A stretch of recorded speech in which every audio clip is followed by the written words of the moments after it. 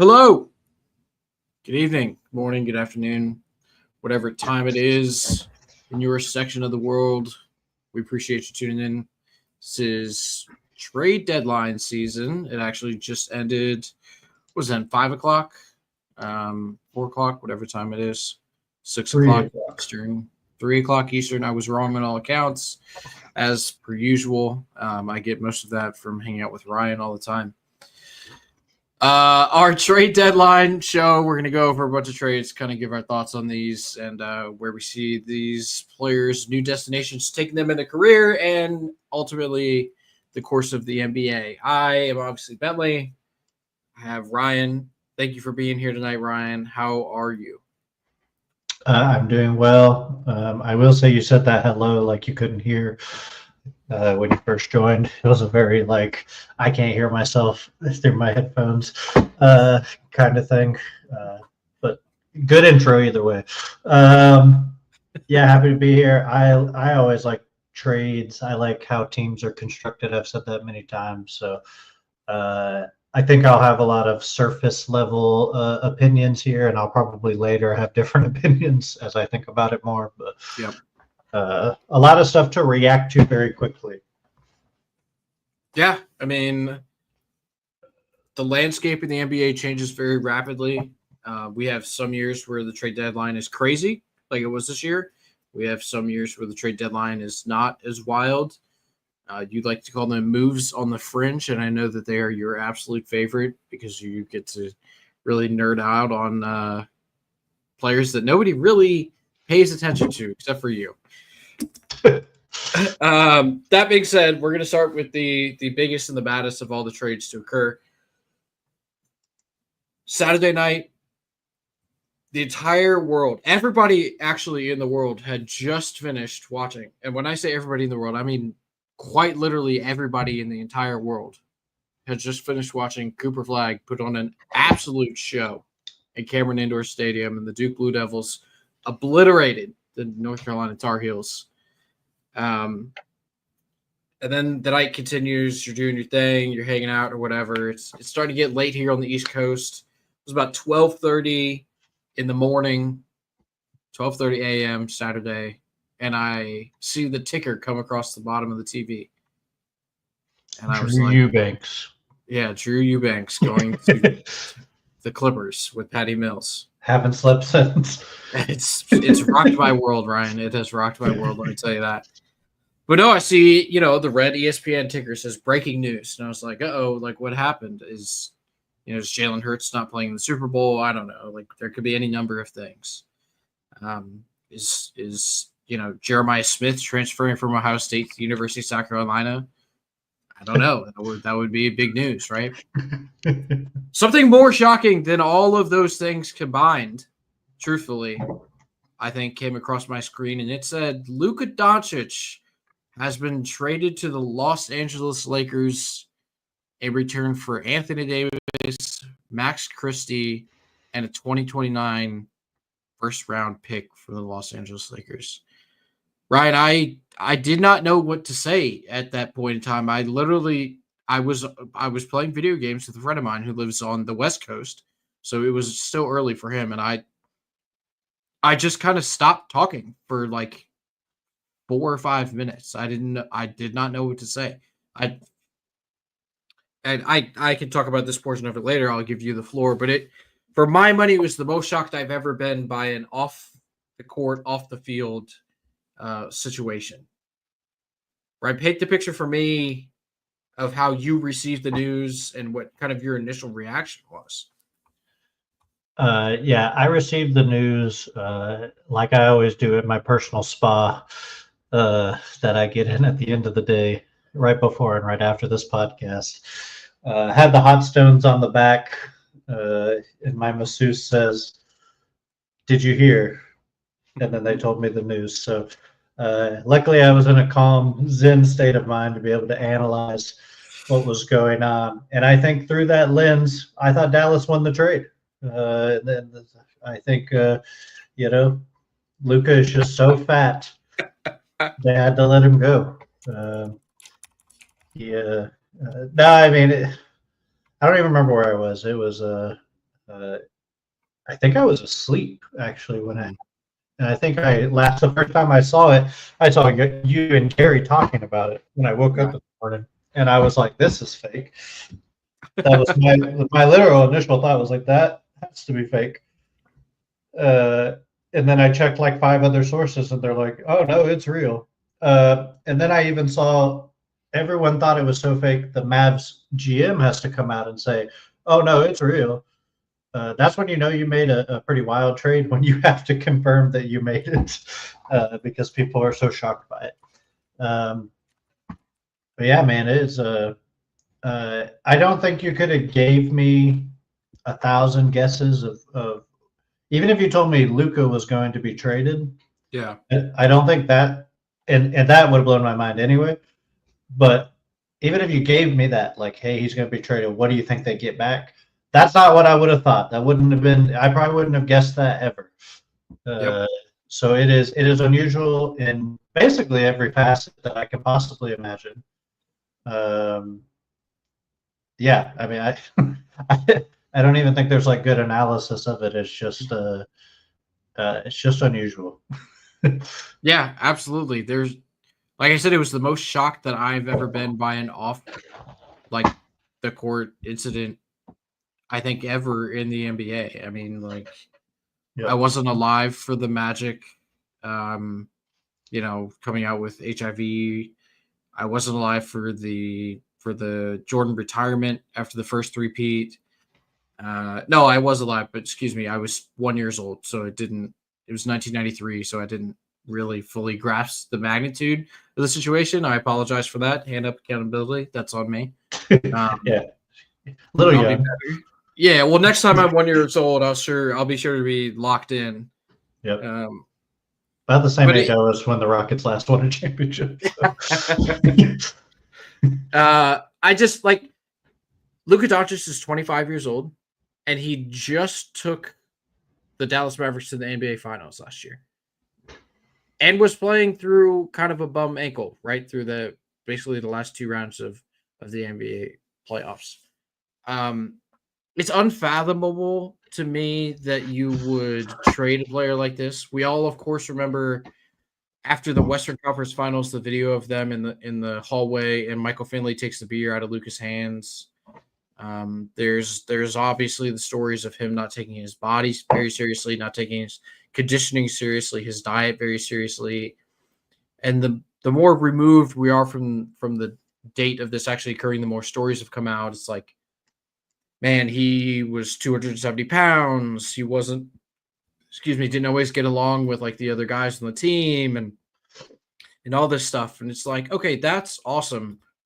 Um, this man has made all NBA first team 5 out of his first 6 years in the NBA. That's more all NBA first teams than Steph Curry, who has 4 NBA championships and I believe an MVP, right?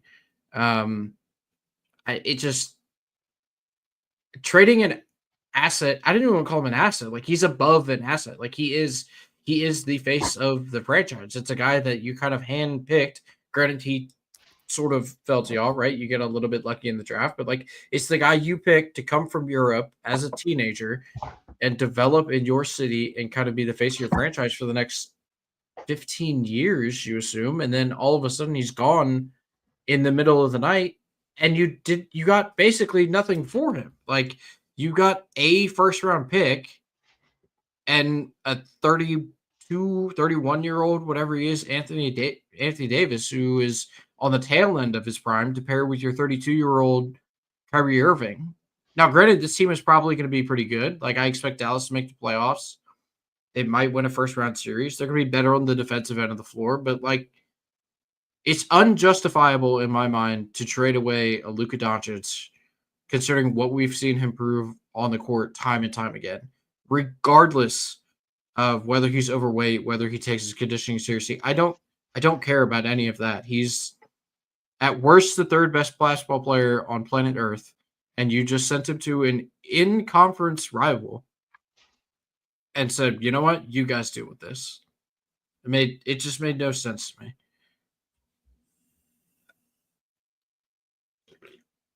Yeah, it is. I don't really know what to say about it either. It's hard to process. I was thinking, of course, because this is how I think about it. I was like, when has there been a trade that you can compare it to, right? Like historically.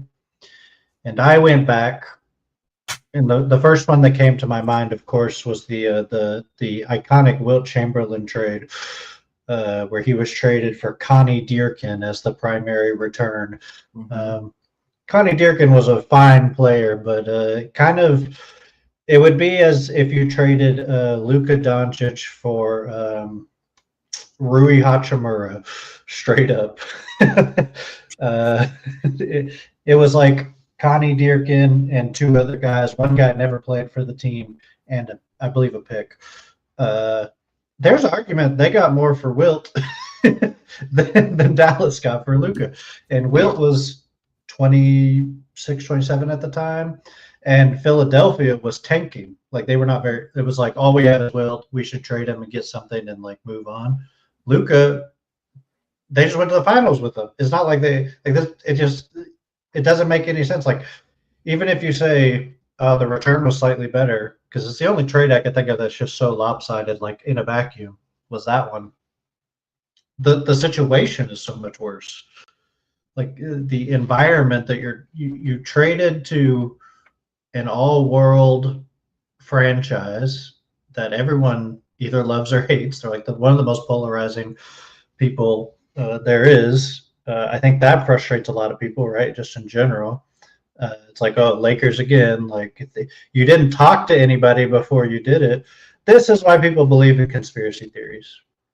It's the type of stuff that causes conspiracy theories to happen. When, Mm-hmm. like, hey, we didn't speak to anybody and we traded him to the most valuable franchise in the NBA. Like, what are you doing, Ghost of Sheldon Adelson, whatever the hell his name is? I always forget. He just died. I don't care anymore. He's an asshole.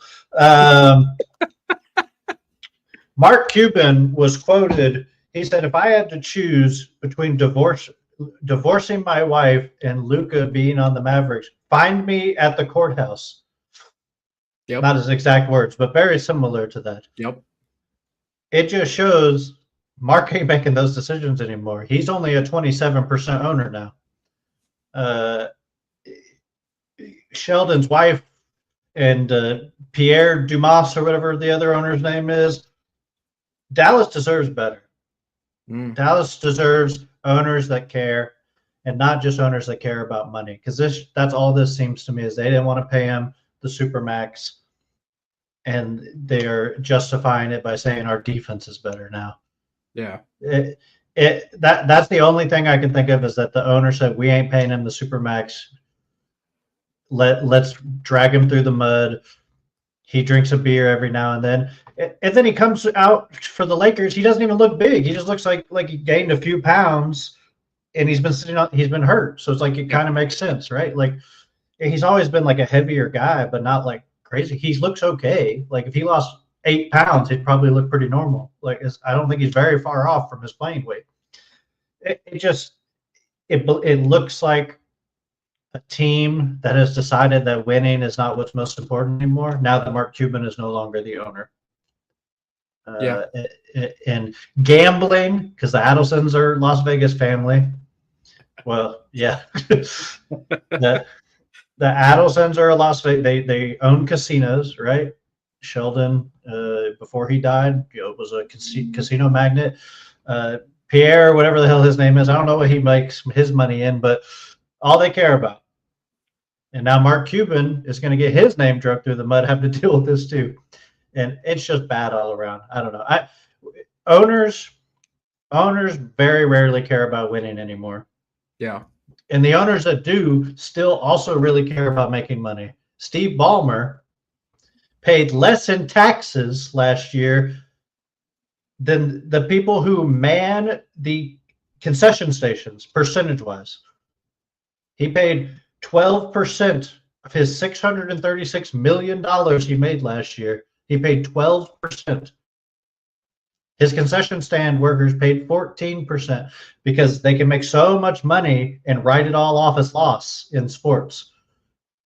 And I know The ghost of Sheldon Adelson said, "This is where my family will continue to make money, but we got to get rid of this Luka guy. Cut the team to the bone. Get below the aprons. Get below the tax.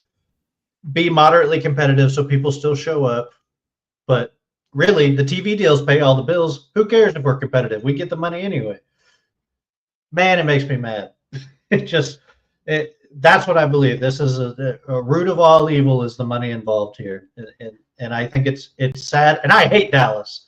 As a Houstonian, we hate Dallas. Mavericks and San Antonio are our two rivals. Outside of like the history of Utah and stuff, but like our modern rivals. It just I feel bad for them. I just feel so bad. This just looks like ownership trying to save a couple bucks and not be as competitive. And you'll never get this guy again. You could have a franchise for another 50 years and never get a guy this talented. It happens to most franchises have never had a guy that talented. Yeah. It's just oh man, it's so frustrating to me. And Anthony Davis is great, but like you traded a top 5 guy for a top 15 guy who's 5 years older, like, and nothing else, a first round pick. Like, you also had to give up like Markieff Morris. You had to give up other stuff too. It's not like you were giving them extra stuff. It's just none of it makes sense. There are some interesting conspiracies since you brought it up. I agree with what you said though. It does not make any sense. I have no idea why. Like, what's the justification from the Dallas side to do this? The only thing I think of is the money aspect, right? You don't want to pay him the supermax that he's eligible because he's a little irritable after losses. Like, awesome. He's 25. Who amongst us at 25 was good at losing? Like, what's the quote? Show me someone who's good at losing and I'll show you a loser. Yep. Luka's one of the most competitive guys in the NBA, right? Like, is he the greatest defender in the world? No, but he, at least under Jason Kidd, has gotten better and gives effort on that end of the court, and you have 2 very good defenders behind him and Daniel Gafford and Derek Lively. So you cannot justify this in any way, shape, or form from an on-the-court basketball standpoint, right? Now, good owners, you said, they care about winning as well as making money. I think a characteristic of a good owner, and I'm going to relate this to the Washington Commanders because we're currently seeing it happen in Washington, right?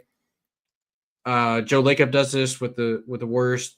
Good owners who care about winning hire people who know how to run organizations, and they allow those people to run those organizations, right?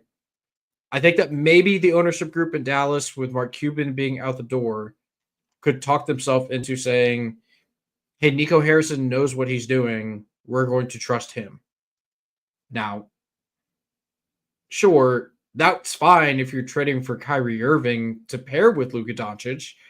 Like, if I'm the ownership group, I will trust the basketball guy to bring in a basketball player to pair with my all worldly everything talent. But if that same basketball guy comes to me and says, hey, that all worldly basketball talent, I'm going to trade him away for pennies on the dollar, I might fire that guy on the spot. Like, Nico Harrison might have lost his job if I was the ownership group of the Dallas Mavericks for even like thinking that was an acceptable proposal. Like, if you go to me and we're like, okay, we want to trade Luka, you're like, all right, how's this going to look? Well, it's going to be a 3-team trade. We're getting Jason Tatum, Paolo Banchero, and Giannis, and we're going to pair all those guys together, and we're sending Luka to I don't care where. Timeshare. Yeah, like that may be the only thing that makes sense. But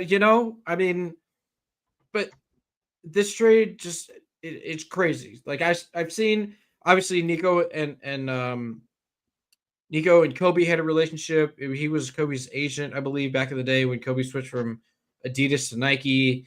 So he was embedded in the Lakers organization. So he had this relationship with Rob Pelinka, and Rob Pelinka kind of shielded him from a lot of things.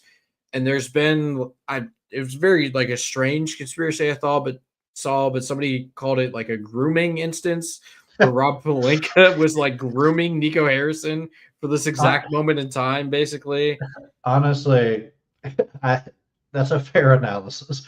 It's like a lot of networking that turned into taking advantage of your friend. Yeah, Uh, because nobody wants to rip off their friend, right? yep. But the NBA is a cutthroat business. So if Rob Pelinka is like, I can rip him off, but we have this established relationship where I can talk him into thinking that I did not rip him off, Yeah. and I get Luka Doncic, like, all right, maybe I do that. I know that trade just Yeah. the more I think about it, the less sense it makes. Pay the guy, like who pay the guy? Who cares? Pay the guy.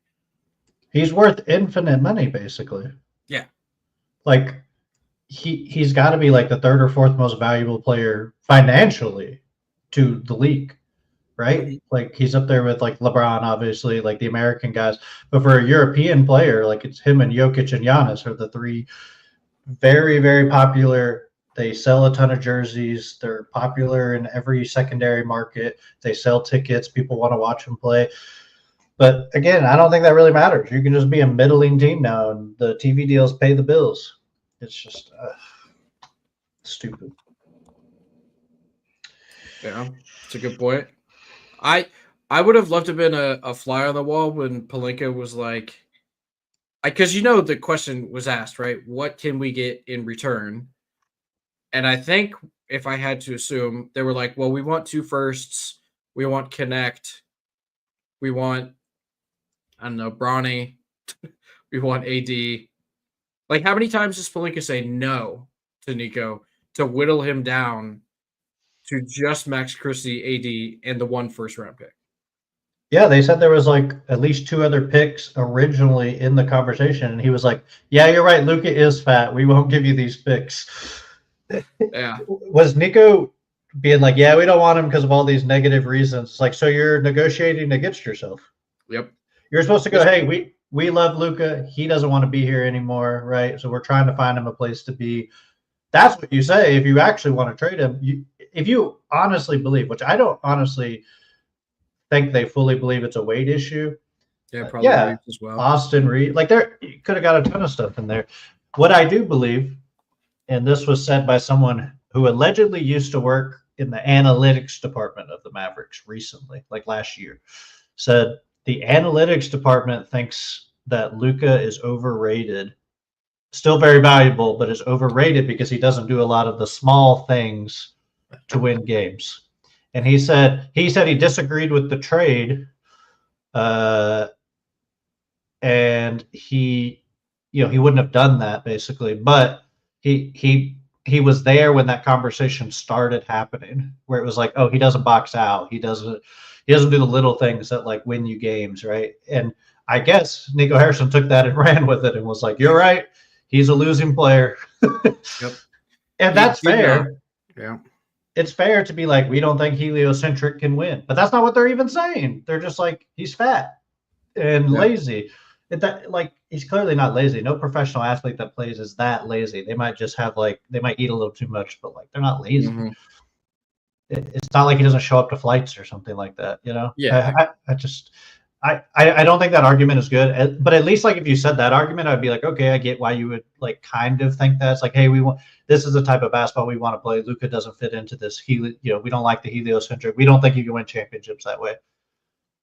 Someone else might, and you could probably get something else for him. I mean, there's got to be 15 teams that could have gave something better for him. Yeah, you don't think the Spurs, who have 9 picks in their war chest and like some pretty tradable contracts, would have been like, 2 forwarders on the same team, ready to go right now?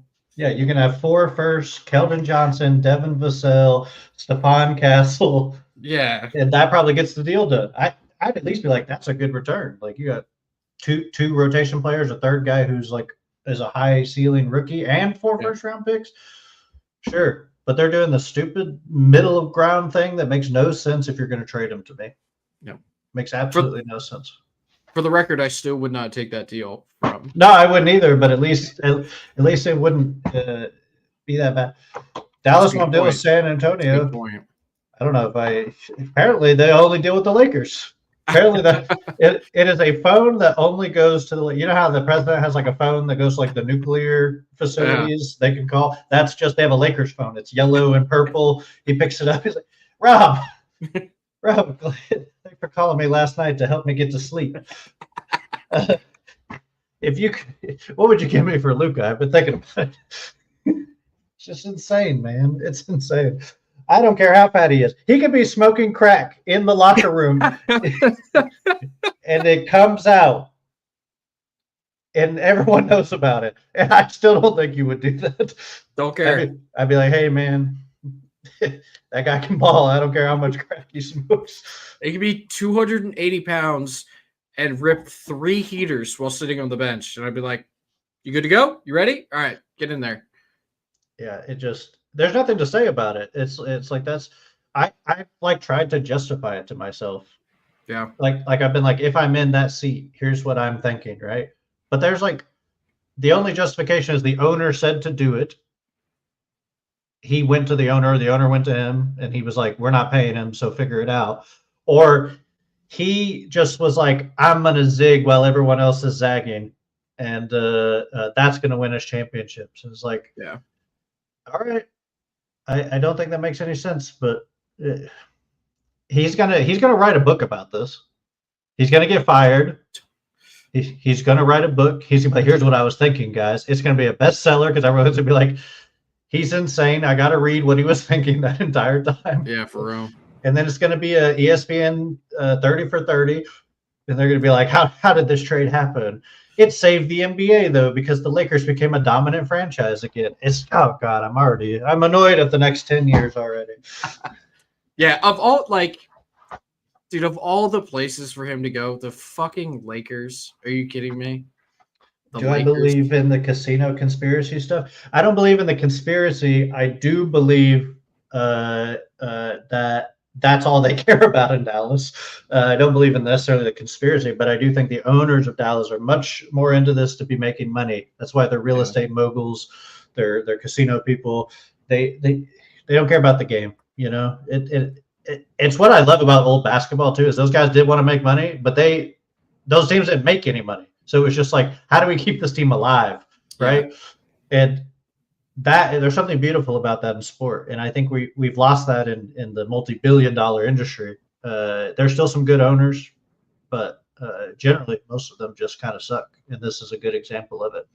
And I hope Mr. Adelson is burning in hell. So he's been dead too, so he wasn't even involved in the trade, but his family was, and can't go after them. So.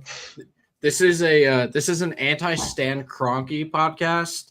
The owner of the Nuggets and the Rams. Not only did he run the Rams off from St. Louis, but he refuses to spend any money to field a functional basketball team around the greatest basketball player in the world currently, Nikola Jokic. So anti-Stan Kroenke currently. The casino stuff I do think is very interesting, though.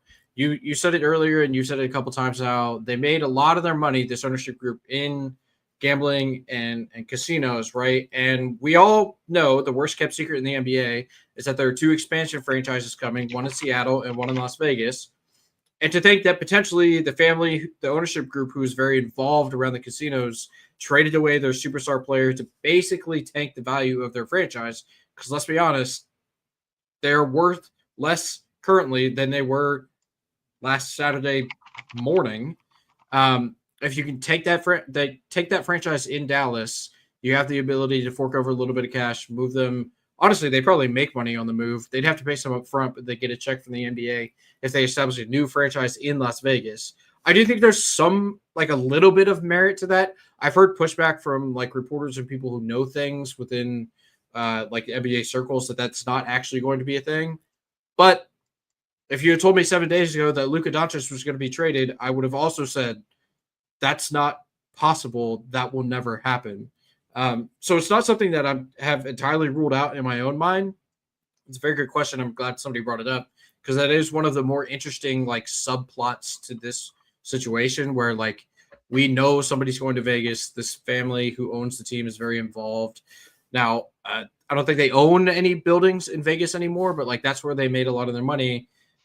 and with the proficiency and like the front page stuff that is sports gambling now, it would just make sense for them to try to get back to that point and maybe move their franchise, because sports gambling in Texas is not legal. If they're able to move their franchise to Vegas, the opportunity to make a lot of money is there, right? I do think they own a bunch of buildings in Las Vegas. Yeah, but I don't think they own casinos anymore. They own the Venetian in Macau. I know that. I thought they own the Venetian. Yeah. Okay. So they own. I apologize. Sands, which is gone, but the Venetian. They own the Sphere. Oh. And they own the Palazzo, which is just another part of the Venetian. But yeah, they own a ton of casinos other places too, but they do own the Venetian, which is a nice, expensive casino. Sure. Been around a long time, and they own the Sphere, which is imagine an NBA Finals game in the Sphere. Oh, you could play it on top of the Sphere. That'd be even cooler. Western Conference Finals, Luka with the Lakers against the Vegas Mavericks in the Sphere. Oh god! If they moved into Vegas, I'd be so mad. All this gambling in the sport frustrates me, man. Just as you know, I won't say anything about it, but it's not good. It is. I do think it's probably bad for the sport, but whatever. Sphere getting so much love. It's great. I have not been to the Sphere, but I know people who have been to the Sphere, and they say it's a religious experience. I've been to the Sphere. It's dumb. It's just a bunch of TVs. To be fair, the folks that I know who went to the Sphere saw Dead and Company there, so that may have had something to do with it. Yeah, I saw Spud Webb at the Sphere. Oh, almost as cool. Yeah. All right, let's get to our next trade before we run out of all of our time, because there's another show that comes on. This is another trade, also kind of blockbuster, right? Not world shattering because it doesn't involve Luka Doncic, but the San Antonio Spurs made a move that involved two other teams, the Bulls and the Kings. The headliners here, De'Aaron Fox is leaving Sacramento, where he had already come out and said he was not going to sign his extension. So he leaves a year and a half early. He lands in San Antonio to play with Victor Wembanyama. Your boy, Sidi Sissoko, ends up going to Sacramento. And Zach LaVine finally gets out of Chicago, gets a brand new franchise to play with a brand new teammate in DeMar DeRozan, because we haven't seen that happen before in the past and have no idea what that's going to look like. And then the Bulls somehow just stay middling, I guess. They have one of the worst ownership groups in sports as well, because they just love to go 500 and kind of sneak into the play-in tournament and never be above, I guess, what would now be the first apron. I don't even think they're going to surpass the first apron now with the LaVine deal gone. But they get Zach Collins, Trey Jones, Kevin Huerter, and a first round. They get their first round pick back from the previous deal with the Kings, where they sent DeMar DeRozan over there. So, Ryan, just initial thoughts. I know most of your thoughts are probably going to be around Fox going to San Antonio, and that's fine. Take it wherever you will with this trade. I'll hit it from all angles. Great trade from San Antonio.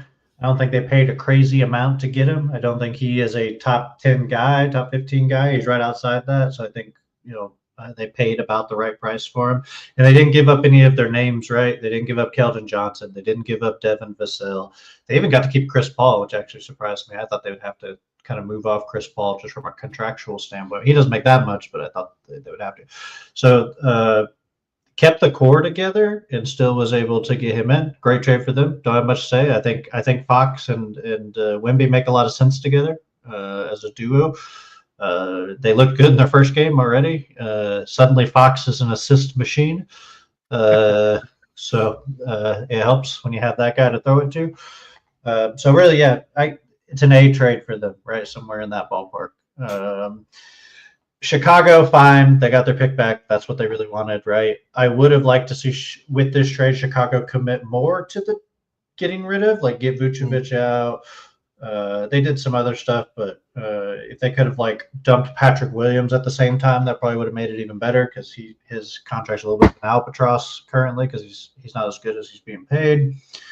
But it's fine. Like I the guys that got back aren't moving the needle, right? Maybe Kevin Herter is like the most interesting get. Hopefully I mean, Trey Jones, let's be honest here. Right, yeah. Kevin Herter, the most interesting guy. Maybe Collins. Collins is a solid backup center, right? Like he's fine as a backup center. But like, who cares? The pick is the important part. I'm surprised they got that pick. There was an argument. People were like they could get 2 for Levine currently, but who knows what else is out there. I'm fine. I give them like a B minus probably in that. And then the Kings, I don't know what the Kings are doing. They're just all over the place. They don't even have City Sissoko anymore. They traded him to the Wizards for Jonas Valanciunas, which I don't get that. I don't really get that trade from their side of the house. I get it for Washington, but I don't get it. I can tell you why Sacramento did that deal because Sabonis and Valanciunas were Olympic teammates, and they're very close friends. Yeah, and Valanciunas is just a worse version of Sabonis, like 50% as good as him. Yeah, but bigger, but slower, significantly slower. I like Valanciunas, but like I don't know. I don't like. I figured they would try to get a rim protector or something to pair with Sabonis. The Kings is like, and I like Zach LaVine, but that was not my favorite place to put him. I don't know. They feel like they're treading water right now. I think they'll probably be close to as good as they currently are. Not Zach LaVine and De'Aaron Fox have been comparable in a lot of ways this year. LaVine slightly worse, but I don't. It just doesn't. I don't think we're moving the needle any with what they got. Right, the picks are nice, but do the picks match up with the timeline they're on? I guess it could let them in the future move closer to that timeline if they're willing to get off Sabonis and like that. But I don't know. We'll see how it plays out. I'll leave the jury out on like how I feel about it till I see those 3 play together. But I do not think their defense is going to be very good. No, God no. What defense? They're not going to play any defense in Sacramento. Yeah, they're gonna have to be some of the great perimeter defenders, and I do not think they have that because their post guys are not going to stop a lot of guys at the rim. Nope. Not for lack of trying, just don't have the capacity for it. Yeah. Well, I similarly to you, maybe more so than you. You gave it an A. I'd probably give it like an A plus. I really, really like the deal of Fox going to Sacramento. I understand that Fox. Some people don't view him as like a true superstar in the NBA, and that's fine. I like Fox a little more than others, I think. But when you pair him with a guy like Wemby, who I know that we just spent half an hour heaping all the praise on Luka Doncic, but come back and watch the show in 5 years, and we're going to be doing the same thing for Victor Wembanyama that we just did to Luka Doncic. Hopefully not after like a very shocking trade. But that's the trajectory that Wemby is on. He's already the most impactful defensive player in the NBA. His scoring is getting better every single week, right? And he's already, plus 20 plus guy a night. He's going to be the best player in the NBA for the foreseeable future once he attains that crown, right? Once he ascends to that point, he will not be topped until he's 35 or whatever. So you pair him with a guy who is a top 30 guy, right? He could be the best player on a team. You put the two of them together and you have just an incredible core, right? And you put Stephon Castle in there, who's learning currently from Chris Paul how to really like thrive in the NBA, and he's getting better week by week. You hang on to Jeremy Sohan. You still have Devin Vassell. Like you still have your true core guys there, and you have an outstanding alien superstar who's just getting better and better and better. I think this team is going to be fucking scary like next year. And they still have almost all their picks, right? I mentioned they had 9 going into the trade deadline. They ended up sending 1 out. 2 2. They sent out 2 picks, so they still have 7. Like, yeah, Gary says it here. The pick and roll. True ball knowers know that the pick and roll was really good in Sacramento with him and Sabonis, but they were both lefties. You pair a lefty and a righty together, the roll and lob threat gets even more dangerous. And like now they have kind of a fast break element to this team where they didn't necessarily had that before because Chris Paul is not a runner, right? At this point in his career. But now Vic comes out with a rebound. His outlet pass is already like 2 steps from half court, hitting De'Aaron Fox in the open court. Like, I mean, they're just going to be freaky fast. They're going to do everything well. They're going to be super disciplined. And this was a place that Fox wanted to go. I think you can't overstate that, right? We knew that he didn't want to be in Sacramento. So he gets out of there a year and a half early. So I think that's like I give credit to Sacramento for that, right? They didn't drag this out. They were like, "Hey, we know you're not coming back. We're going to do everything we can to still win now, but get you to a place where you want to be." And he wants to be in Sacramento, or excuse me, in San Antonio. So credit to him, credit to the Spurs for making a great deal, and credit to Sacramento for making it work. Right? I think they probably did as best they could, bringing in Levine from Chicago, who's having one of the better years of his career. Right? I think this is probably the most efficient season he's had. Certainly the best that I can remember without all of his numbers pulled up right in front of me. Like you said, though, I don't know that they're going to be able to stop a nosebleed. It's going to be bad. They've already fired their coach. They brought in Chris somebody, I forget his last name, and they kind of like leveled off there for a minute, and then this deal happened. So it'll be interesting to see how they respond down the stretch of the regular season, if they're able to stick around and make a play in, or if they really just kind of bottom out because they just have guys in their team that like are not historically winners. I mean, they had the 2 seed in the West a couple of years ago, but again, Fox was there and they were lighting the beam and it was all kind of special in that point in time. But I think that they were probably overachieving at that season. And now it'll be interesting if they can score 135 points every night because that's how they're going to have to win games. And then the Bulls. I guess the Levine market just wasn't that good, huh?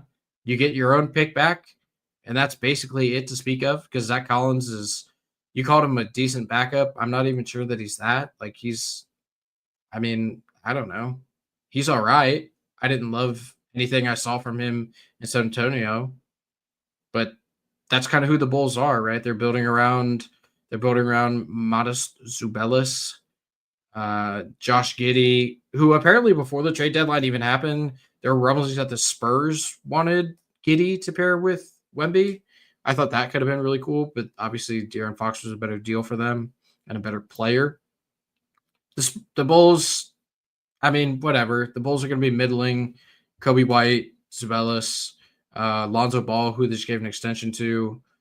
Like they have good players, and they're gonna be a play-in team in the East. Probably they might be able to sneak into the end of like the actual playoffs. We'll see. I don't know. This trade is really all about De'Aaron Fox going to Sacramento or to San Antonio for me. Too many SA teams, but Fox to San Antonio, I think is super super great for them. For them, it fits on their timeline. It maybe even accelerates it a little bit. But Vic is ready for that, in my opinion. To address the comment earlier, I believe Gary actually quit his job and took an advanced scouting role for Dawn Staley. So he's out doing some super advanced scouting for future Gamecocks women's basketball players. If I had to make a guess, that's where I would say he's at. It's a good job. Yeah, I would take that job. All right, another deal that happened very recently. Jimmy Butler, disgruntled superstar in Miami. We all know the backstory of him and Pat Riley kind of going at each other all the way back to the last postseason where he made some comments about how poorly the team played. And Pat Riley was like, yeah, you can't say those things unless you're playing. And, of course, he was not playing. But he gets moved and he gets an extension. They marketed it as 2 years, 121. But if you kind of read the fine print, it's because he's still currently under contract. It's really just like a 1 year for like 60, but it's 110 guarantee like in total. It was kind of funky, but it's really just like a 1 year deal after his current deal is done. He ends up in Golden State. The Heat in return get PJ Tucker, who has now since moved on once again. Andrew Wiggins, Kyle Anderson, and the top 10 protected for, I believe it's protected for 2 years. And then after the third year, because they can push it down the road, after the second draft, it will become unprotected, I believe. Also included in this deal was Detroit and Utah, and Dennis Schroeder, who made some unfortunate comments this week, gets moved once again and ends up with Utah, completing what some people call the NBA rainbow, where you just get a jersey color from every color of the rainbow. Shaq has one. Now Dennis Schroeder has one. Some iconic photos right there. And the Pistons get Lindy Waters out of Golden State, Josh Richardson out of Miami, and a second-round draft pick. Ryan, and welcome, Gary. Hey. I hope your advanced scouting trip for Don Staley was successful. Ryan, let's get your opinion first, and then I'll kind of run Gary down the gauntlet and let him talk about all of them. But your thoughts on this Jimmy Butler deal finally getting his way and moving on from the Miami Heat? What do you got?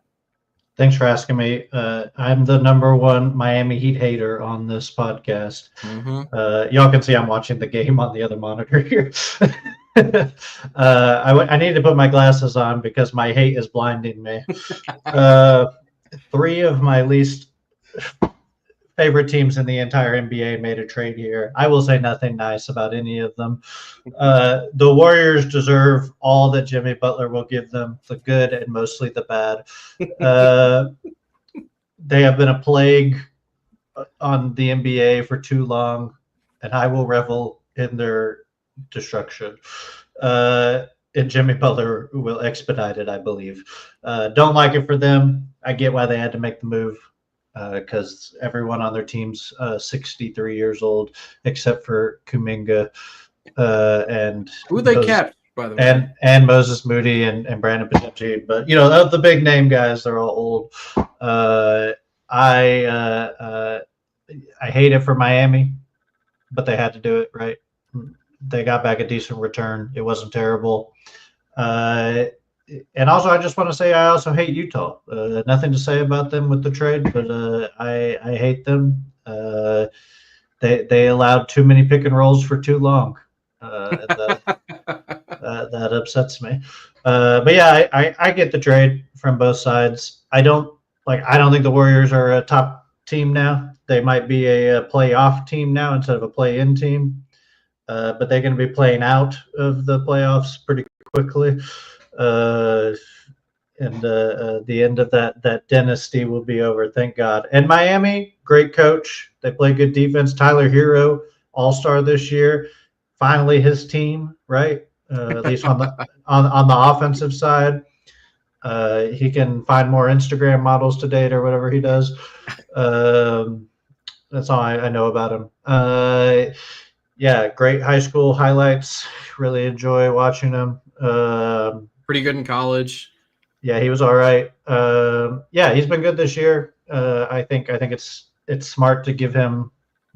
He's probably a guy you want to develop as your number 2 scorer. Like you want to get a guy eventually, but they can set the table to try to get that number 1 guy in the future with Bam. But yeah, neither of these teams are that good especially after this. Maybe Jimmy.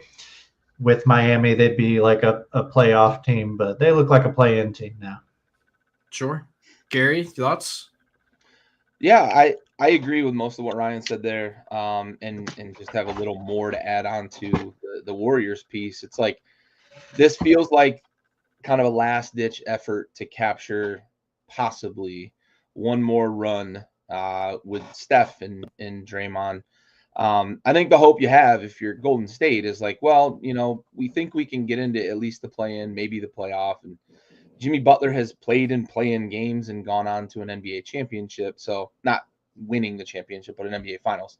And I think that's what you hope if you're Golden State with this trade is that you can get in and then kind of all bets are off and you hope playoff Jimmy shows up and maybe you can capture lightning in a bottle for 4 straight rounds and get one more on the mantle for the guy who's going to go down as your greatest franchise player in history.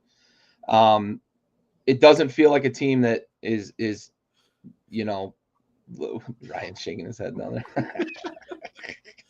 Chris Mullen. Have you heard of Wilt Chamberlain? Have you heard of Rick Barry? Gary? Yeah. Jordan Poole. But I think that's what it is with Golden State, right? You're at a point where you tried the soft landing. We talked about the effort at the soft landing with guys like Kuminga, Pods, and some of the other ones that they were hoping might be those guys that, they can make that soft landing and transition to another run with, these young guys. But it's not there. So now what do? You try to capture maybe one more run. And Jimmy Butler's not a guy you're looking at. This is a 5-year plan, right? They obviously signed him to an extension of sorts for one more year. And that's probably the horizon for whatever's left in the tank. And then Steph becomes kind of a spot up shooter a la, Steve Kerr with maybe higher volume at the end of his career. So, I don't know that it moves the needle enough for me to say like, yeah, this makes sense that they would really go after this. But I can look at it and say, I understand the logic behind trying to go get a guy like Jimmy Butler. And they were in on Kevin Durant as well. So they really were pushing to try to make that move that they could maybe possibly capture one more run with the end of Steph and Draymond's career here. So, but from the other side, Miami, I think they got a decent haul for the pickle they were kind of put in by Jimmy Butler. I don't know how much of a haul they would have gotten if he hadn't been temper tantrum Jimmy for a while, but they got a decent haul out of it. And as Ryan said, trust the coach, trust the process, trust Riles. Tyler Hero is probably a guy you can have as your number 2 on a team that can compete in the East, especially if the East doesn't get any deeper than it already is. Yeah. Miami, like you said, they were really in a pickle with Jimmy Butler. It was a lose-lose, right? Because if he stays, then he probably opts into the $55 million player option last year, and then we just do this whole ring around the rosy one more time, and he's another year older, so the haul you get back for him is probably worse than what you got at this point. I would have liked to see Kuminga in that deal if I'm Miami, so credit to Golden State for being able to hang on to him. I like it from the Golden State standpoint for a couple of reasons, right? One, like Gary said, it's kind of like a loyalty move to try to get one more on the mantle for Steph Curry. Like, this is a guy who, regardless of what Ryan says, will go down as the most popular player for your franchise ever, if maybe not the best franchise player, right? He certainly will never be surpassed as like the most beloved Golden State Warrior of all time. I can assure you that. And then for like on the other perspective, there is Jimmy Butler. At this point, we've seen what he does when he has a chip on his shoulder. Obviously this year has been a little spotty in terms of his scoring and his defensive output and whatnot. But like, we know what he is capable of when he is locked in and turned on the basketball season, right? And you're taking a swing at him being in a place where he wants to be, playing with a guy like Steph Curry, for a coach that the entire league, respects in Steve Kerr. And you're thinking, hey, if we can get 2.5 months of locked in basketball at the end of the season from Jimmy Butler, maybe something special can happen, right? Injuries happen every single season. Every single year, there's a player that goes down in the playoffs, and it changes the course of how the postseason turns out. Obviously, nobody roots for injuries. Nobody wants to see that. But if Golden State is truthfully thinking to themselves, hey, that's going to happen to somebody, as long as it doesn't happen to us, why can't good things happen for us, especially after this deal, So I like it from their perspective. The Miami thing, like, sure, we talked over the offseason how the most valuable player in the NBA was actually Tyler Hero, because they wouldn't trade him for Dame. And now we get to see if he truly is like that guy. Can he offensively carry a team to where they want to be? Because the bottom of the East is still pretty wide open. They could sneak into maybe like the 6th seed, I mean, they've got some work to do, but like, they can figure it out. Hey, Ryan, how many titles did Wilt bring to the Warriors franchise? 1 title. It's interesting. Steph Curry didn't have to play Bill Russell. He did have to play He had to LeBron. play LeBron James. Yeah, all right. Let's calm down. Steph Curry also didn't play against the local YMCA. Plumbers and electricians. I gotta go. Hold on, we're about to get Gary's thoughts on De'Aaron Fox to Sacramento, and then ultimately Luka Doncic to LA. Yeah, I agree with both of you. Ryan said A, you said A+. I think for San Antonio, this was kind of a gift-wrapped Christmas morning special because De'Aaron Fox made it clear he wanted to go to San Antonio. He made it clear he wasn't going to sign an extension with Sacramento. So Sacramento, despite the fact that he didn't have like a no trade, he couldn't really force his leverage with them. Sacramento said, we know where he wants to go. We know he's not going to sign. If we don't trade him there, we're probably not going to get as good a package. Other teams are going to say, like, we can't sign him to an extension either. We're not going to get as much in a return. So I thought it was a slam dunk for San Antonio. I think the fit is so perfect. They've got three of like the handful best pick and roll players on their team now with Paul, Wemby, and De'Aaron. And as you mentioned, Bentley, the lefty righty combo in the pick and roll is fucking just that much more devastating than a good pick and roll combo, righty lefty lefty. And we saw how good De'Aaron Fox and Sabonis were lefty lefty, and we see how good Chris Paul and Wemby are righty. It's going to be great. Plus, De'Aaron Fox is that guy who can just get out on the floor. You mentioned the outlet passes. When Wemby blocks a shot, catches it, passes it out, or gets a rebound, I think it's going to be an unbelievable combination. I think they could give a team a scare this year in a playoff series. And I think 1 year, maybe two, but probably next year it's going to be a team that's going to be up there as Ryan would say, maybe a top 4 team in the West. I love the trade for them. Sacramento, it feels like they were kind of rudderless in terms of like they were just trying to get assets and weren't really sure what assets they truly wanted. The Levine being a part of this was a little bit surprising to me. I didn't expect this to be like a 3-team kind of facilitating trade. But if you told me that Sacramento was going to trade Levine next year, maybe, then I see if they get some more draft assets or something. But Ryan said it. I don't know if the picks line up with their new timeline though, right? Like the timeline is very different now. And I don't know if those picks line up with what their timeline looks like. But if you told me they trade Levine next year, get a couple more, maybe they can get a 1 and a couple of 2s or something along those lines. Levine is going to be a year older.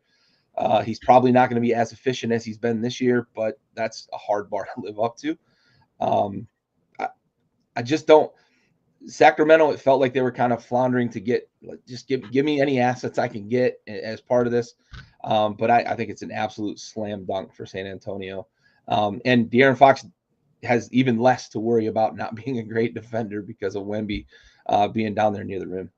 Yep, for sure. The Luka one, you guys nailed it. I don't understand the trade. It's just it feels like Ryan kind of laid it out perfectly. That it's a family that wants to pass on a money making asset. And that's what they're treating the Dallas Mavericks franchise as now. I can't imagine. I wish I could have been a fly on the wall in the room when Mark Cuban got the call that they were trading Luka Doncic. How many chairs got flipped and tables got rolled and how many phones got smashed. Like, I just can't imagine getting that phone call and having to like accept that fate that you're trading a 25-year-old 5-time All-NBA first-team player who averages 39 and 9. Like, how many players in the world average 39 and 9? 2, right? Like 2? Yeah. And he's one of them. And I don't care if he's 370. If he's averaging 39 and 9, I'm good. Like, yeah, you guys nailed it. I don't understand the trade unless you're telling me, like, as Ryan put it, that this is the intention of the ownership group to stay under the apron, not pay the supermax, and just make money off this franchise. And it hurts me because for so long we saw Cubes like put his blood, sweat, tears, money. He invested in sports science and getting players the best facilities and getting them the best treatments and investing in the arena and the next level tech and just all this stuff to make the fan experience great. on top of making the athlete experience in Dallas great, only to have this kind of be like, I get he got a lot of money to cash out that equity, but man, it's got to be a little bit painful to watch his baby getting treated the way it's getting treated right now. Yeah, you hit on it there. Ryan said it earlier. Kind of treating the organization as a money making asset rather than a winning thing. All right. I get it if you are like, I'm gonna buy the Portland Trailblazers. Right. Or I'm gonna buy, like, current day, I'm gonna buy, I don't know, the Charlotte Hornets or the Detroit Pistons or the Indiana Pacers, or like, you know, a team like that where you don't have one of the 3 best players in the world on your roster. Yeah. Okay, fine, whatever. If you are buying the Mavericks like they did within the last 24 months or whatever it was, you know you're buying it with that player on your team. He's the most enticing asset. Yes, right? Like that's why you buy it. Right. If you buy it knowing he's on your team, why would you not ride that out, make as much money as possible with him in your franchise, and then after he's gone, then you want to be a shitty owner and turn it into a cash cow? Yep. Whatever. This would be like buying Walmart and then like trading the logistics support to Target or something. Like, yeah. Can I add something? Because Gary talked about Mark Cuban. I want to say one last thing. Mark Cuban, one of the lowest net worth owners, basically his entire time in the NBA, bottom 5 or 6. You know, he has more money now after selling his shares, but he was always one of the lower, a billionaire still, but one of the, you know, $2-3 billion was what he had, right? It went into the team. Yeah. The Adelsons are the second richest after Steve Ballmer, and they're like, got to make more, got to get this asset. At least Steve Ballmer puts money into the team. He wants to make money too. Like, and I built a new arena to get out of the Lakers shadow. Yeah, like he's committing. It's like, it's so embarrassing. If you're the second richest, the team could lose money for 2 decades and you'd still be incredibly wealthy. Yep. You could lose $100 million a year every single year and still have like $10 billion. Right. It's just, and that's not assuming any other asset you have, right? All the other assets. This is just one asset. You know, you could write something. It's just Mark Cuban dedicated himself, just like you said, Gary. And that's the saddest part. I would love to hear what he has to say about this. I know he won't say anything negative about it because it's a business thing, but like, I would love to actually hear what he thinks, because he's got to just be tore up. Like, what did I do? You know? Yeah. Yep. A guy that's been in the Dallas area for so long and is like woven himself into the fabric of that society and that region. I mean, he had the quote, you know, pigs get fed, hogs get slaughtered, when someone asked him about the money in the NFL compared to the money in the NBA. And like, you kind of read between the lines there, and he's like, oh, well, like NBA is on the way up, NFL's on the way down. And then he goes and sells his shares. It doesn't really make a lot of sense. I don't understand why he did that. And I think if you gave him truth serum, even before this Luka trade, he probably would have been like, man, that was a bit, yeah, like I probably shouldn't have done that. I don't know what, like, behind this, obviously there could have been a multitude of factors that went into it, but like, I think he probably had seller's remorse before the Luka trade. And then if you were to ask him afterwards, oh my God, like, he regrets it. I guarantee it. Mm-hmm. Yeah. All right. We're going to talk about another trade. This one a little bit less exciting for like the NBA as a whole. For guys like ourselves, something that we really care about. And it also gives us a nice avenue to talk about a topic we kind of avoided a little bit. We talked a lot about the Luka trade. We didn't necessarily talk about the future of the Lakers. Yeah. Well, the Lakers made another deal here, right? So they traded Dalton Knecht, last year's first-round pick, Cam Reddish, a Duke player, their second of their tradable first-round picks, the 2031 first-round pick and a 2030 swap, to the Charlotte Hornets for one of my probably 10 favorite players in the league, Mark Williams. That is a very homer list. if you ask me my 10 favorite, but I really do. And Ryan can attest to this. Gary, this was before you and A I lot kind of of them played developed our their college ball in relationship. the Durham area. Well, I mean, whatever. But Ryan can attest to my fandom of Mark Williams. It goes back to basically his freshman year at Duke. He didn't play a ton, but when he did play, I really enjoyed it. And then obviously his sophomore year playing with Paolo Banchero, he kind of took off there. Gary, you and I have done a lot of talking here recently, so I'm going to go to Ryan first. Ryan, your thoughts on this trade specifically, and then kind of how you think it plays into the future of the Lakers organization, obviously with Luka now being there. I think the Lakers overpaid a little bit for Mark Williams. They paid for the potential of Mark Williams, probably not this year, but what they believe to be the future. And as you know, I'm also a big Mark Williams guy. Liked him in the draft a lot. I used to always talk about his wiggle all the time, which I know you make fun of when I say that. He flashes, right? But I don't think he's the guy they need right this second. I don't think he's good enough probably to be the guy right second. Maybe if he stays healthy, he figures it out. He's not as good defensively, at least metrically, that you would expect, right? From his college days, he was such a dominant, defender, but he's been kind of just average at best. But you're hoping if he stays healthy, like you're getting that out of him, and you're getting a little bit of mobility, which is big with Luka, right? He wants a big that can move, can jump a little bit, right? Maybe a Daniel Gafford type character would be good fit with him. I don't know. Derek Lively, PJ Washington, a little smaller, but some athleticism and speed. If only he had a chance to play with us. Yes. Yeah.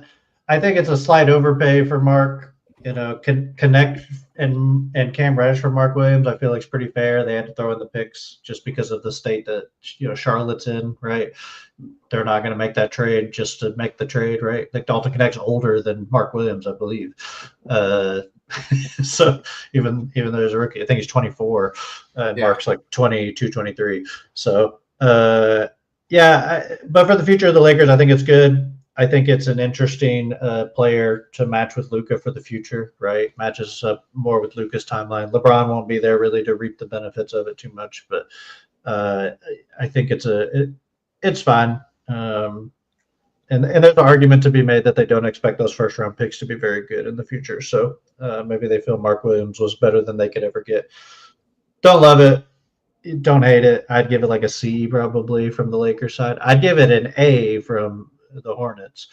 If the Hornets are rebuilding or like they don't think Mark Williams is the guy, right? They also apparently didn't think Nick Richards is the guy. I don't know who they think the guy is there at center. No one they had there apparently. Getting that many picks and Dalton connects a pretty good return. So just from a pure value perspective, Charlotte pretty decent for them. I think I might know who the guy is at center for Charlotte. His name is Kaman Malawach. Not on the roster yet. No, but he'll be available. Could be a late first, you probably could get him. Just keeping a tradition. Yeah, absolutely. Yeah, they take Cooper Flag and then they pair him with. Okay, all right. Okay. Relax with that. Brandon Miller plays the 3. They'd be huge. They would be. LaMelo is 6'7". Almost as big as the Duke lineup this year. Yeah. Trey Mann be their tiniest guy. Yeah, right? Gary, your thoughts on Mark Williams landing in LA? Yeah, I wasn't expecting to see this kind of move. I didn't expect to see Dalton Connect move after the Luka trade, like as a rookie, especially. But I thought Connect and Luka had a potential. We do have one we'll talk about in just a moment with the Cavs for sure. But I feel like this move for Mark Williams is the move they would have made if they kept Anthony Davis. Like move AD back to the 4 and let him play where he can dominate there. And you've got a guy in Mark Williams who can play the 5 and eat all those minutes there. I get like what Ryan said, like potentially you've got a guy who has some athleticism, a guy who can catch a lob, a guy who can maybe fill that role for Luka going forward. I just don't know how much I love like moving Dalton Connect and Cam Red and draft capital for this. I'm a Ryan like a C, maybe a C plus because I like Mark Williams as a player for the Lakers, but I feel like the Hornets. This is like a B plus to A, somewhere in that range for the Hornets, just because I like what those guys bring, especially Dalton Connect when you pair him with LaMelo Ball. I feel like that's a pretty good pairing. He's got to figure out how to keep LaMelo Ball on the fucking floor, but I feel like that's a really good pairing. I don't know who's going to play defense there. They better figure it out. Better go sign some big bodies this offseason and draft some guys that can play some wing defense, because you're not getting it from either Connect or LaMelo Ball. And you just traded it away, as Ryan mentioned, Nick Richards a couple weeks ago, and then now you're trading away Mark Williams. You're losing a lot of that kind of interior presence. So I think the Hornets did well. They're a perpetual, like, we got to tear it down to rebuild it franchise. Eventually they're going to figure it out, I think. But yeah, I didn't love it for the Lakers. Don't you feel like Mitchell Robinson would be cheaper?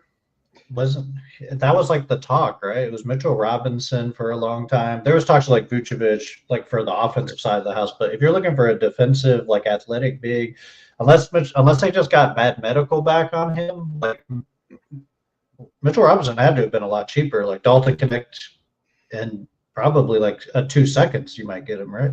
Maybe. I think the issue there is that Jericho Sims got traded away from the Knicks. Sure, and they want to have their backup. Yeah, they're counting on Mitchell coming back. Yeah. I don't know like the exact timeline. They both happened today. Maybe Jericho happened first, and I was stuck in the office because Ryan was slandering me in front of others, but that's okay. So mean. I know, it's incredible. He gave me many backhanded compliments though, and I only heard the good part of it.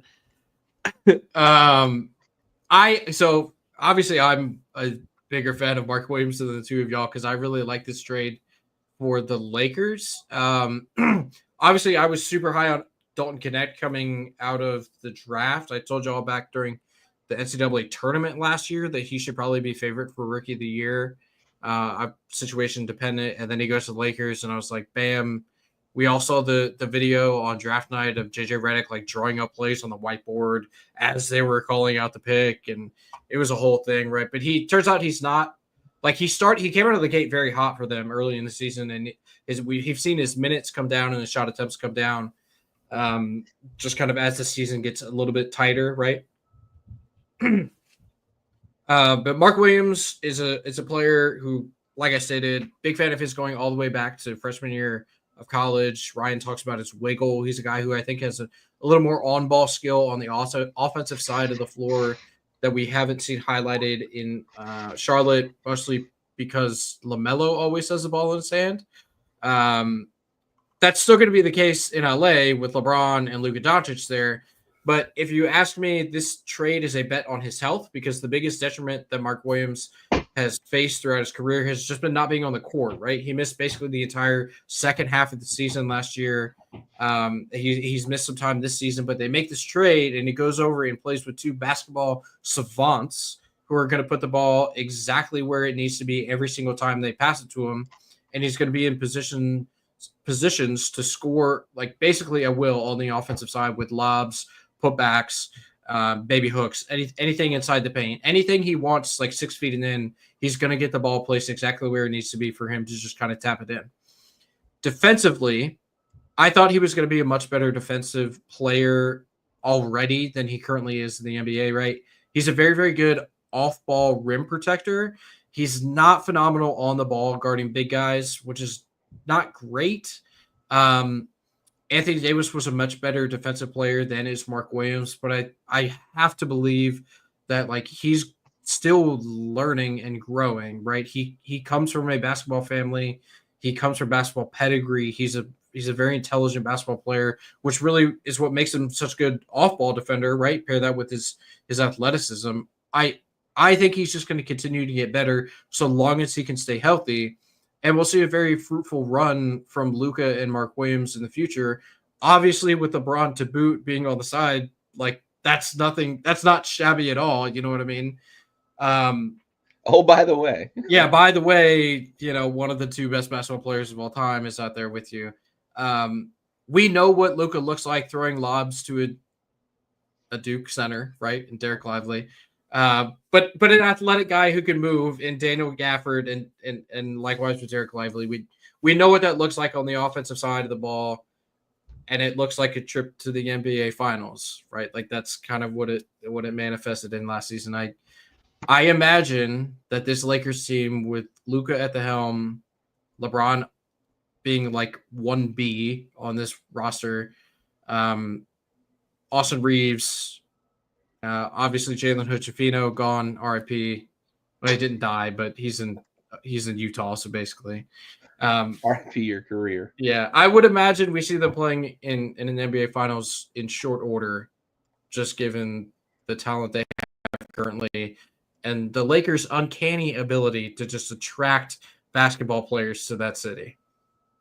It's unbelievable. Never stops. Yeah. All right. One more before we get to the Cleveland Cavaliers. We have a graphic for this one. Brandon Ingram. Oh, weird. Where did he? Oh. Okay. All right. Another Duke University pseudo graduate, Brandon Ingram, is moving on, or he's being shipped out of the city of New Orleans on Super Bowl week of all times.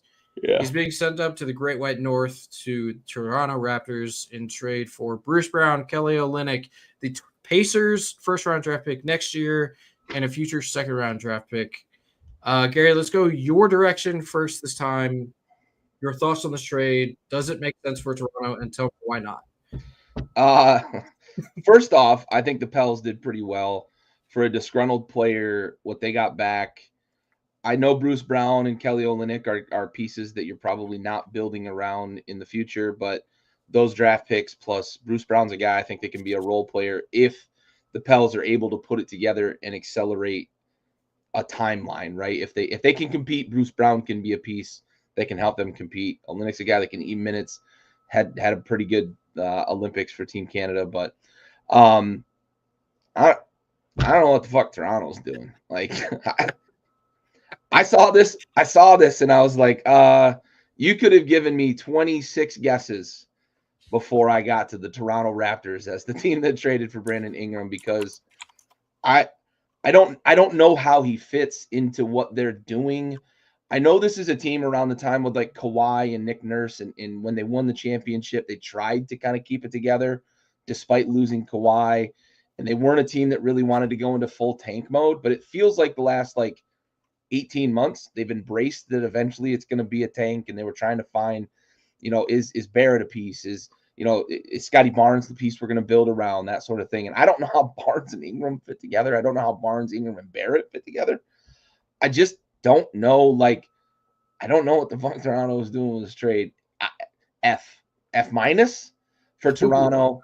I think it's one of the most directionless trades that I can remember a team really making. There's some signings, free agent signings that I think are in this area. Terrible contracts, bloated contracts, but an actual trade where you gave up assets, this feels pretty bad.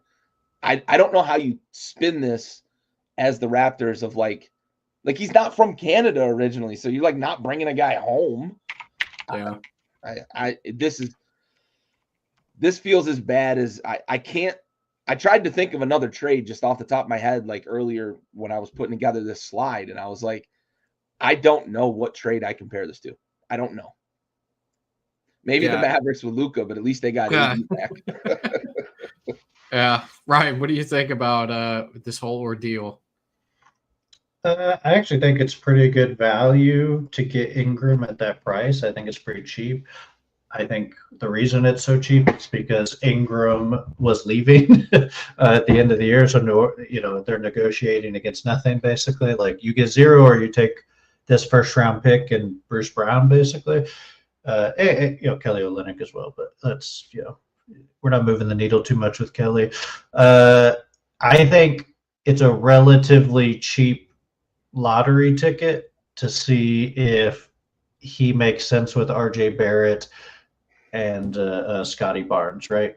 If that's a core that makes sense. And I could see that potentially being good, like kind of guys who have some similar skills, right? But they all move the ball relatively well. Brandon Ingram more of a ball dominant guy, but Scotty moves the ball relatively well. RJ, Brandon Ingram moves the ball well. Brandon, I said more of a ball dominant guy than the other two. He's a better passer than you're giving the face for here. That man would lead the NFL in receptions. He doesn't drop anything.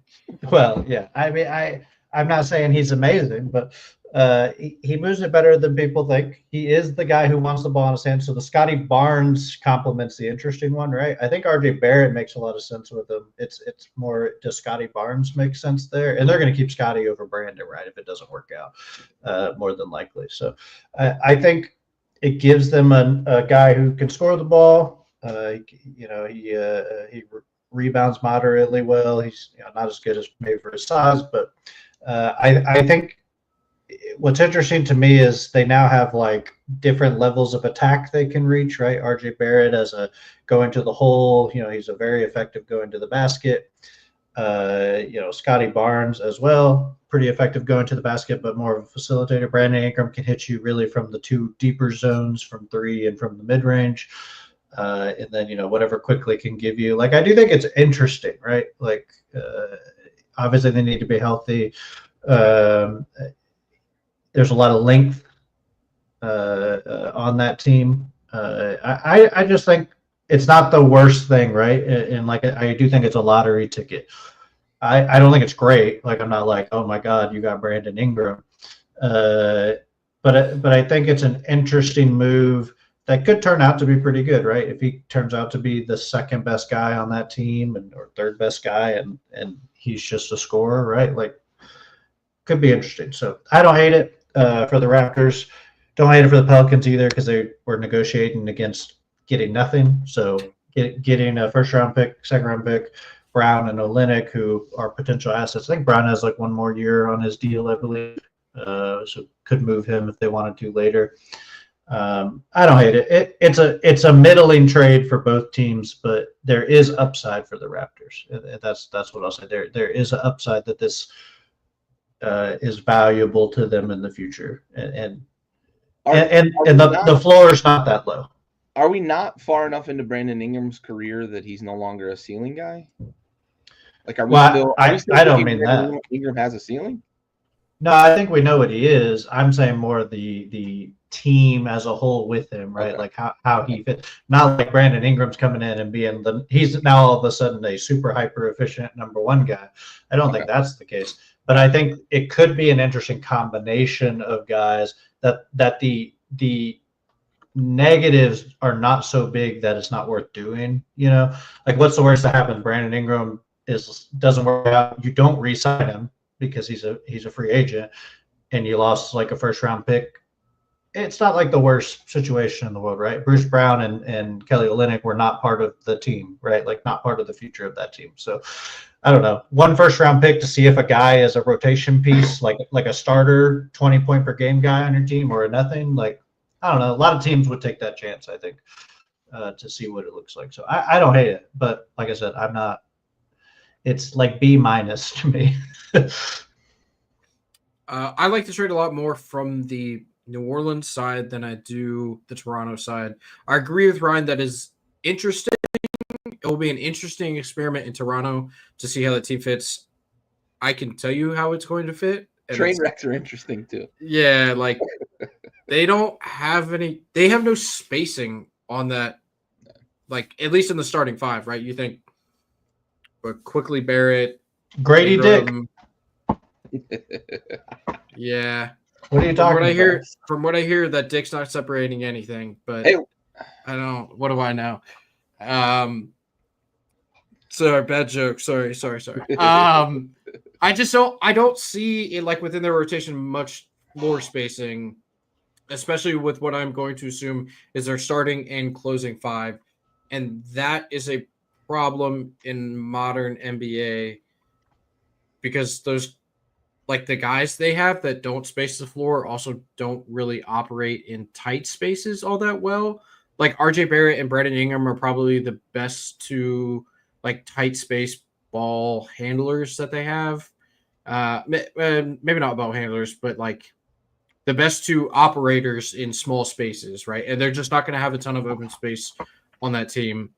But decent haul for New Orleans coming back, right, to get a pick for what is essentially an expiring contract in Brandon Ingram going out the door, a guy you knew you weren't going to build your future around because you basically, with this trade, are signing a pact of loyalty to Zion Williamson for the future of the franchise.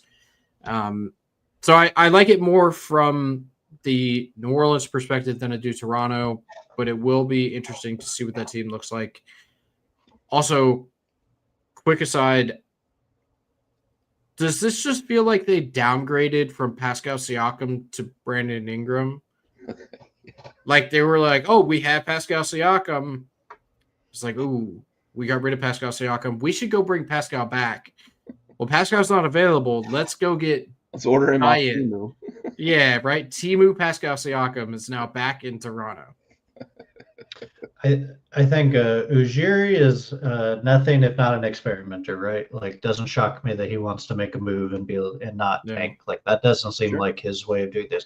I want to add, they now have 4 starters, all averaging over 5 assists per game, which is interesting, right? Like, not a lot of teams have that.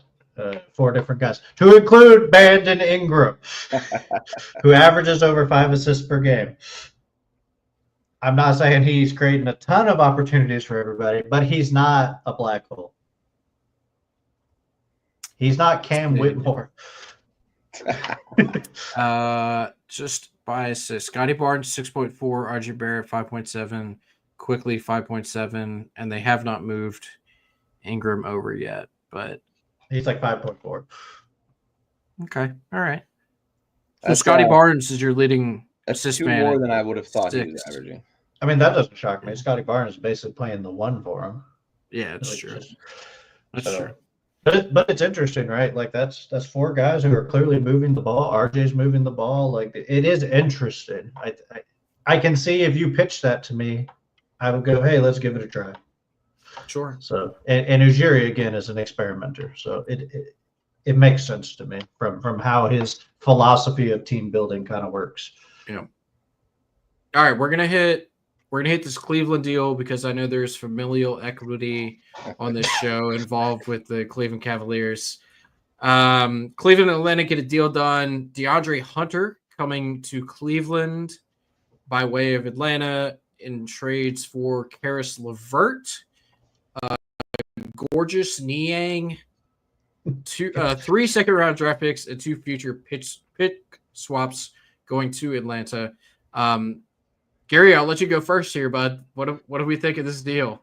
Yeah, I really like this deal. I think DeAndre Hunter is an asset on an NBA team where you don't ask him to be you're not asking him to come in and score 15 points a game. You're not asking him to come in and be a facilitator, a creator, any of that. You're asking him to be a 2-way guy who can play guard, who can play the 3, and especially against certain lineups. He can play against the bigger positions than he's listed at. And he brings a very, very good defensive mindset and ability to guard those positions.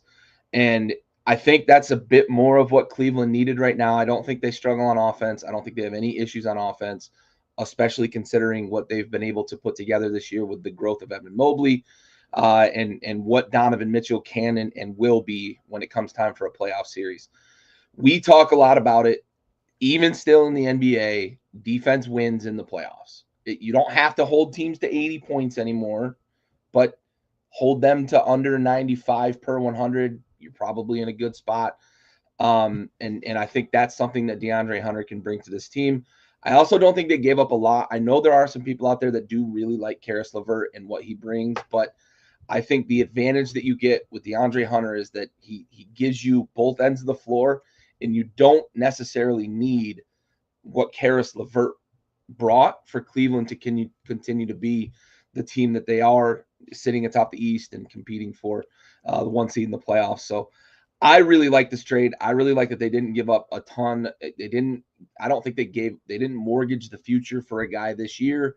3 second-round picks, as Les Snead said, fuck them picks, and a couple of pick swaps. The worst case scenario is that like Atlanta makes the playoffs and they end up a spot or two away from you and they want to swap up or whatever. Like it doesn't feel like you gave up a bunch. And I really like what DeAndre Hunter can bring for Cleveland. Ryan, your thoughts on DeAndre Hunter? Man, he was a little bit of an unknown, right? With all the injuries, looked good early, had a lot of injuries. Has been really good now that he's playing this year, shooting very efficiently from the perimeter. Provide you some defense. I do think he's lost a little bit with the injury defensively, even though he's still pretty young. I think he's mostly okay. He's a better defender than both those guys. And I hate to say that because I do love Gorgeous Niang, one of my favorite players. I can't help but look at him while he's playing. He's right up there with the Hideous Young for me as some of the great nicknames in basketball. I think it makes a lot of sense. Rounds out their starting five, right? Or provides a lot of depth, right? Sam Merrill provides them similar depth, but not as good defensively. Max Strus, like it's kind of in that ilk, right? Where they have that rotation of shooters and they can throw a lot of shooters at you at one time. Best shooting team in the league still, I believe, from the three. They can kind of throw a lot of looks at you. They can go big. They can go long. They can go small if they want to, right? And I agree with Gary. Don't have to do too much, right? Most of the scoring comes from the backcourt, which means the backcourt is going to be able to create opportunities for DeAndre Hunter to shoot the ball. And he doesn't have to be a killer defensively on the perimeter, even though he is a solid defender. He doesn't have to be because their front court is so good defensively. So I think it's a good fit. Losing Karras is probably the bigger issue, just because I do think they might lack some scoring off the bench, but at least primary scores, right? They're going to have to find a way to balance that rotation to keep a primary guy out there. But I think they can do that with Garland and Mitchell. And like I said, guys like Sam Merrill, who's not a primary guy, but can still score the ball. He can shoot the ball. I like it. I think it's interesting. And they get a little younger too, because I think both the guys they traded are in their 30s. And Hunter's 25, 26, 27, somewhere in that ballpark. Yeah, and thank you for correcting me inadvertently. I said 2 guard up to 3. I meant 3 guard up to 4 when they go smaller lineup. Yep. Yeah, he has that versatility. He's a big body, stout. I saw this trade come through, and my mind immediately went to this is a matchup trade. This is Cleveland looking at their roster, saying, hey, we don't feel good about going into a matchup with Boston and not having like a big body defender to throw at Tatum and Brown, right? Because DeAndre Hunter was touted as this like incredible defensive player coming out of college, and he's a good defensive player in the NBA. He's not necessarily a stud defensive player, but you have 2 studly defensive players behind him, and so you think like if we're running switching man-to-man defenses, we need a guy in between the guards and the big men that can at least stick with one of these 2 wings that Boston has running around on the perimeter. And DeAndre Hunter brings that with them, right? I agree with Ryan that they might miss some of the scoring coming off the bench with Karis LeVert because he is a little more of a creator than is DeAndre Hunter, but DeAndre Hunter is a better shooter than is Karis LeVert. So if you're talking about the scoring opportunities that your backcourt is going to create, I think DeAndre Hunter is better suited to take advantage of that than are Niang and LeVert. So I really, really like the trade for Cleveland. It's a little daunting, though. You don't often see teams that are as good as this team sitting solidly in first place in their conference go out and make a trade. Like we didn't see Oklahoma City do anything because we know their team chemistry is through the roof. Cleveland decided, hey, I know our chemistry is really, really good and we're playing super well, but I truthfully think they went and looked and saw that Boston matchup looming, and they're like, we just need a body. Like we need a body. And for, the minivan, Gorgeous Niang, he's just not going to get it done defensively against Tatum and Brown. We've seen it in the past. Yeah, the length and the ability to switch and just stay with guys on the perimeter. You're 100% right. I think this was what can we get that gives us the ability to just get Jason Tatum off his spot, just stay with Jaylen Brown and keep him from getting to the basket as cleanly as he usually does. So yeah, I think you're absolutely right that was the matchup for this trade. I think Ty Jerome made the whole thing possible, right? Because Karis LeVert was your primary scorer, and then Ty Jerome, who was always solid but was passed around the league for a long time, he comes in, it's like, oh, the second team is going to have a guy who we feel relatively confident to run the offense. Yeah. And we can lose these guys who are the primary guys, especially Karis, primary guy on the second team, right? And now you can have Ty Jerome and Sam Merrill and Max Strus and Dean Wade. Like, you can throw all these wings with Ty Jerome and like a backup big, and I think that's still a pretty good bench.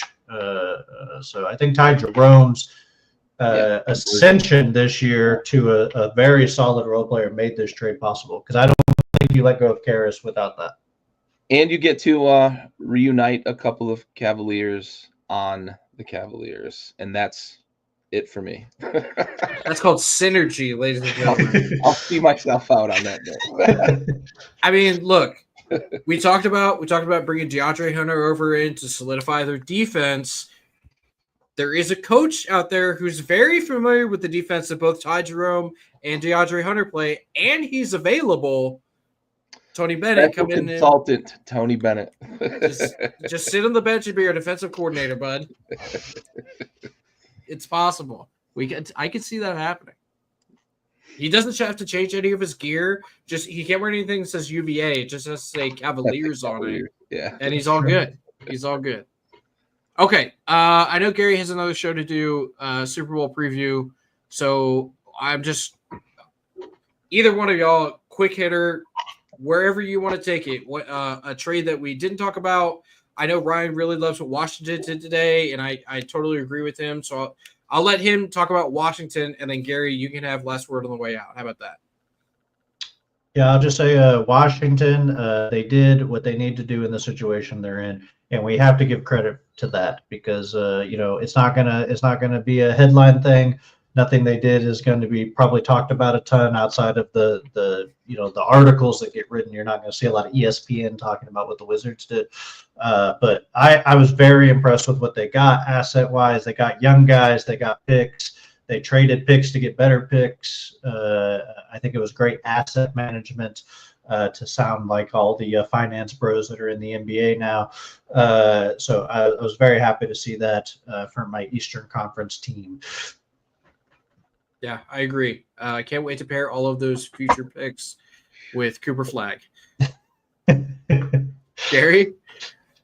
Yeah, I'm going to second that. I've been very rough and tough on the Wizards the last 18 months. Just kind of, I've called them rudderless several times. This was not rudderless. I thought they put on a bit of a masterclass at the trade deadline for, as Ryan put it, the situation they're in. So love it.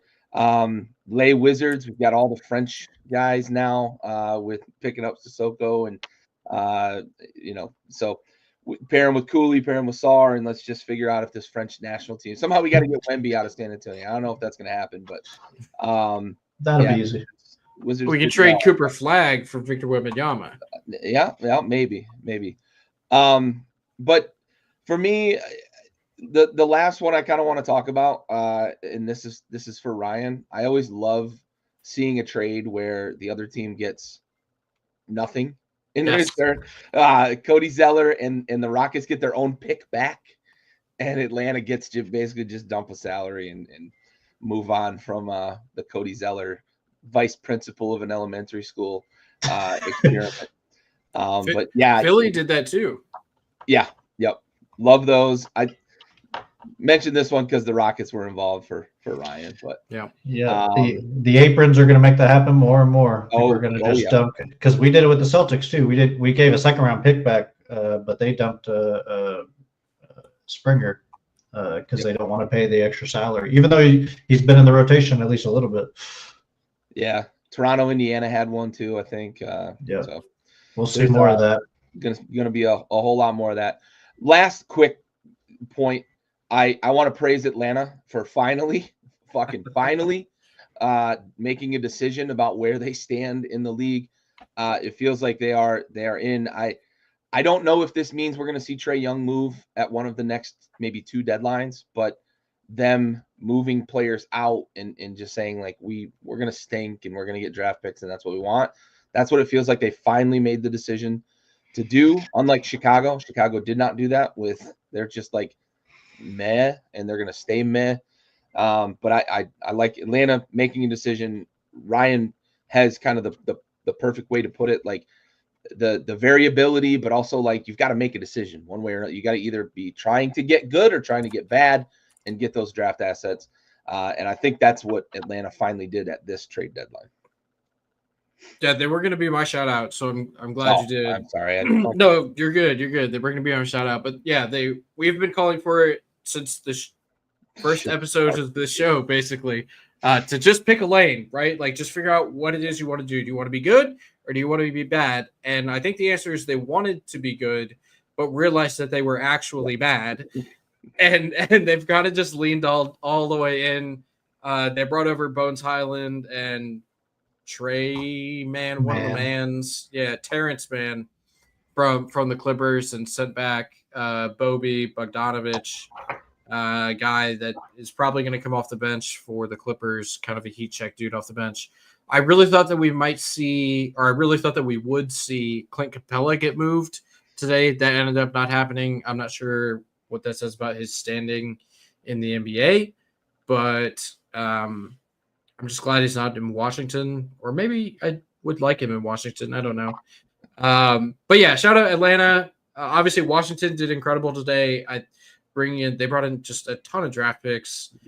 They get Middleton. They get Marcus Smart. I doubt either of those guys play like 25 games for this team down the stretch. It would shock me if they did. Yeah, overall, very fun trade deadline. It was different this year. There were a lot of those moves that you talked about, Gary, for like cash considerations and stuff like that. A lot of fringe moves, as Ryan likes to call them, because of the new first and second aprons that are now in place. Like we saw Kuzma go to Milwaukee in that Middleton trade that I just talked about coming back to Washington.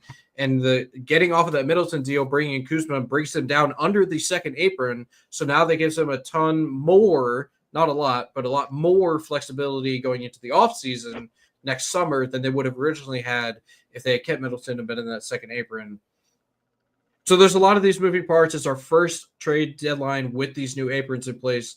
We're still learning how all of this works. It's going to be an exciting offseason with the full 2 apron thing in place to see how the landscape of the league shifts. That being said, Gary, thanks for coming in. Brian, thank you for being here as well. What an exciting trade deadline coming down the home stretch. It's going to be wild to see. Very, very quickly, last thought. Each one of you guys, after this trade deadline, however you interpret this, most interesting team down the stretch of the season. Gary, go. Lakers. Ryan? Oh, God, most interesting team? You're thinking too much. I know. Orlando, who did nothing. So it'd be interesting to see if that is a good move. Yep, I like that as well. Unfortunately, Raul and Gary, I'm with you.